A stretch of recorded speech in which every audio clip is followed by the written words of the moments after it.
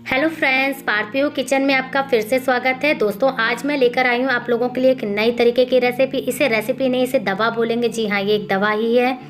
ये कमर दर्द के लिए बहुत ही ज़्यादा रामबाण इलाज है, क्योंकि मेरी कमर में बहुत दर्द होता था। तो मेरी मम्मा ने मुझे बताया कि इस तरीके से इसे बना लो और 15 दिन तक ही आपको इसे खाना है, तो कमर दर्द ठीक हो जाएगा। मैंने 15 दिन तक इसे फॉलो किया और लगातार सुबह शाम मैं 2 टाइम खाती थी, तो मेरी कमर दर्द बहुत ही ज़्यादा मुझे आराम मिला। तो मैंने सोचा मैं आप लोग के साथ में जुड़ी हुई हूँ, तो आप लोगों के साथ में इसे शेयर करना चाहिए, क्योंकि हर लेडीज़ को और जेंट्स को भी प्रॉब्लम होती है कमर दर्द की। मतलब नॉर्मली लेडीज़ों को कमर दर्द की प्रॉब्लम होती है, तो मैंने सोचा आप लोग के साथ में शेयर करती हूँ। और कमर दर्द ही क्या, इससे हड्डियों का दर्द भी ठीक होगा। तो मेरी रेसिपी को आप लास्ट तक देखिएगा और एक एक स्टेप इसे फॉलो करिएगा कि मैंने इसे कैसे बनाया है। और ये खाने में भी टेस्टी है, ऐसा नहीं है कि खाने में अच्छा नहीं लगेगा। दवा सुनकर आप लोग पीछे हट जाएंगे, तो खाने में भी टेस्टी है, टेस्ट में बहुत अच्छा है। तो आप इसे ज़रूर बनाइएगा एक बार और सभी को खिलाइएगा, क्योंकि जिसके भी शरीर में दर्द है वो सारे दर्द खत्म हो जाएंगे इसे खाने से। ये बहुत ही ज़्यादा रामबाण इलाज है। तो मेरी रेसिपी को आप लोग लास्ट तक देखिएगा और मैं सारे जितने भी इंग्रेडिएंट्स मैंने यूज़ किए हैं मैं सारे डिस्क्रिप्शन बॉक्स में लिख दूँगी। और आपको अगर कुछ भी समझ में ना आए तो मेरा वीडियो आप दोबारा देखिएगा। और अगर आपको मेरी रेसिपी पसंद आए तो लाइक करिएगा और मेरे चैनल को सब्सक्राइब कर लीजिएगा, क्योंकि मैं आप लोगों के लिए अच्छी से अच्छी रेसिपी लाने वाली हूँ। तो चलिए मैं इंग्रेडिएंट्स दिखाती हूँ कि मैंने क्या यूज़ किया है। तो ये हमारे इंग्रेडिएंट्स हैं, जो भी मैंने यूज़ किया है वो सारी इक्वल लेना है, बराबर ही लेना है। कोई भी चीज़ कम ज़्यादा नहीं लेनी है, सिर्फ एक चीज़ को छोड़ के मैं बताऊँगी। ये अलसी है 30 ग्राम, ये गोंद है 30 ग्राम, ये मिश्री है 30 ग्राम, और ये सूरजमुखी के बीज हैं 30 ग्राम, ये तरबूज के बीज हैं 30 ग्राम, ये काले और सफ़ेद दोनों तिलों को बराबर बराबर मिलाकर 30 ग्राम है। दोनों को बराबर मिलाना है और 30 ग्राम लेना है। ये खरबूजे के बीज हैं 30 ग्राम, ये कद्दू के बीज हैं 30 ग्राम।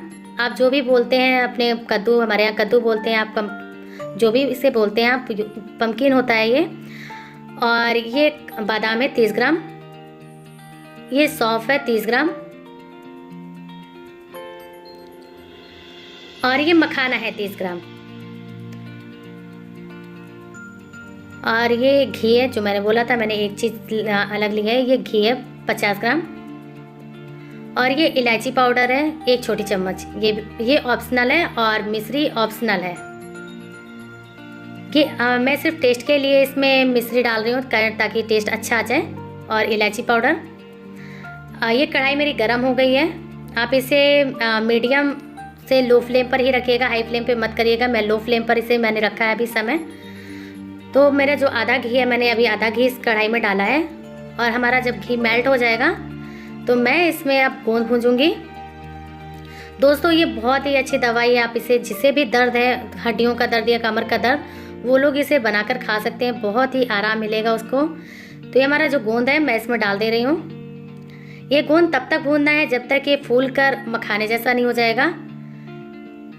ये इसे लो फ्लेम पर ही भूनना है। और इसे ऐसे नहीं है कि जल्दी फूल गया तो निकाल लें, हाई फ्लेम पे करके निकाल लें, नहीं तो ये अंदर से कच्चा रह जाएगा, तो फिर अच्छा नहीं लगेगा खाने में, मुंह में चिपकेगा। तो इसे लो फ्लेम पर ही धीरे धीरे भूनना है और ये अपने आप फूलता जाएगा। और इसे चला चला कर भूनना है, छोड़ना नहीं है। ये लेडीज़ें जो हैं डिलीवरी के बाद में भी खाती हैं, बहुत ही आराम मिलता है, सभी के लिए बहुत ही फ़ायदेमंद होता है गोंद। तो ये हमारा गोंद जो है भूंजकर तैयार हो गया, अच्छे से भूंज गया है, ये फूल गया है सारा। तो मैं इसे निकाल लेती हूँ।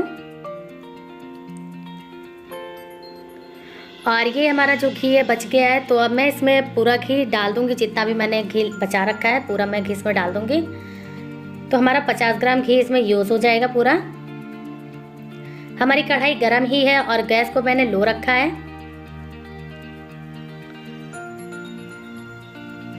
अब मैं इसमें मखाने डाल दे रही हूँ। घी हमारा थोड़ा सा कच्चा था तो मैंने नहीं डाला उस समय, अभी घी मेरा गरम हो गया है। तो अब मैं इसमें मखाने डाल रही हूँ और मैं इसे लो से मीडियम फ्लेम में भूंज रही हूँ, क्योंकि ज़्यादा देर तक नहीं भूनना है। और ये कैसे पता चलेगा भूंज गए, क्योंकि इससे अच्छी से आवाज़ आ रही होगी। आप देखिए इतनी अच्छी आवाज़ आ रही है इससे। तो ये हमारे मखाने भूंजकर तैयार हो गए हैं, तो मैं इन्हें निकाल लूँगी अब। और गैस मैंने अभी बंद कर दिया है, गैस एकदम लो फ्लेम पर है। और इसे मैं जो घी लगा था मैं उसे पोंछ दे रही हूँ, साफ़ कपड़े से पोंछ दीजिए। अब मैंने इसमें अलसी डाल दी है। गैस को एकदम लो फ्लेम पे रखना है। मैंने इसमें सूरजमुखी के फूल डाले हैं, फूल बीज डाले हैं, और ये कद्दू के बीज हैं। जितने भी सीड्स हैं आपको सारे सीड्स मार्केट में इजीली मिल जाएंगे। ऑनलाइन बहुत ही इजीली अवेलेबल होते हैं। और अगर एक दो सीड्स नहीं मिलते हैं तो आप स्किप कर सकते हैं, लेकिन अगर आपको मिलते हैं तो बहुत ही अच्छी बात है। और इसे लो फ्लेम पर 1 मिनट तक ही भूनना है। इसे देखिए अच्छे से आवाज़ आने लगी, इस तरीके से आपको पता चल जाएगा कि हमारे सीड्स भून चुके हैं। तो आप गैस को बंद कर दीजिए और इसे निकाल लीजिए।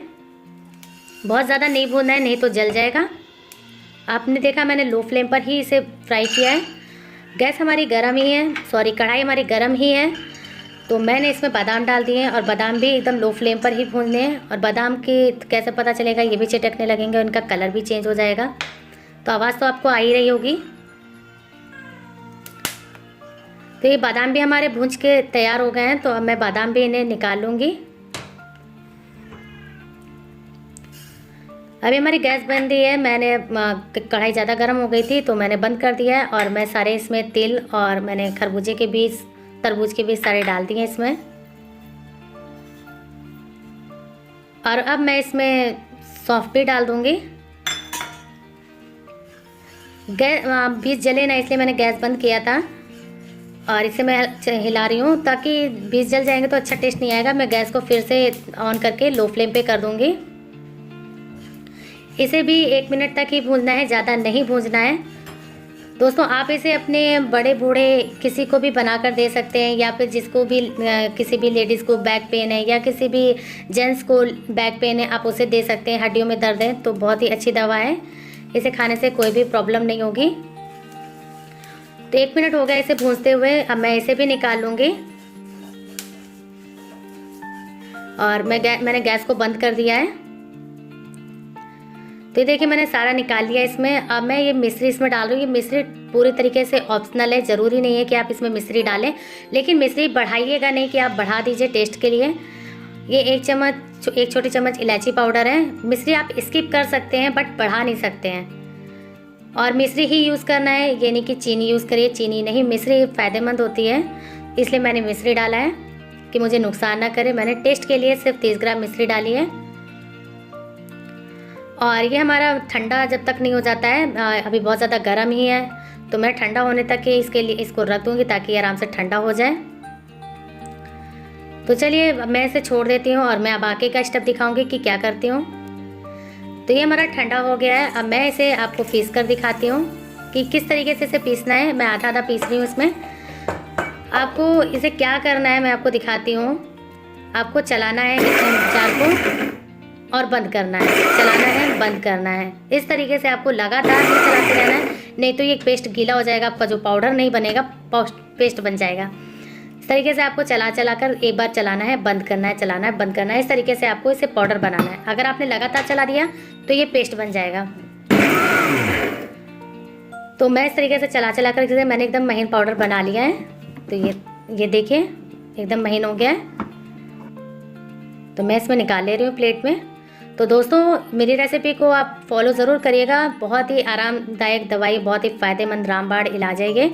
मेरी रेसिपी को ज़रूर फॉलो करिएगा और पसंद आए तो प्लीज़ मेरी रेसिपी को लाइक करिएगा और मेरे चैनल को सब्सक्राइब करिएगा। मुझे कमेंट करके भी बताइएगा कि आपने मेरी रेसिपी को फॉलो किया तो आपको कैसा लगा।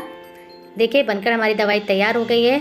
आप इसे सुबह शाम 1-1 चम्मच दूध के साथ में लीजिए, आपको बहुत ही फ़ायदा मिलेगा। इतना लेना है, ज़्यादा नहीं लेना है आपको।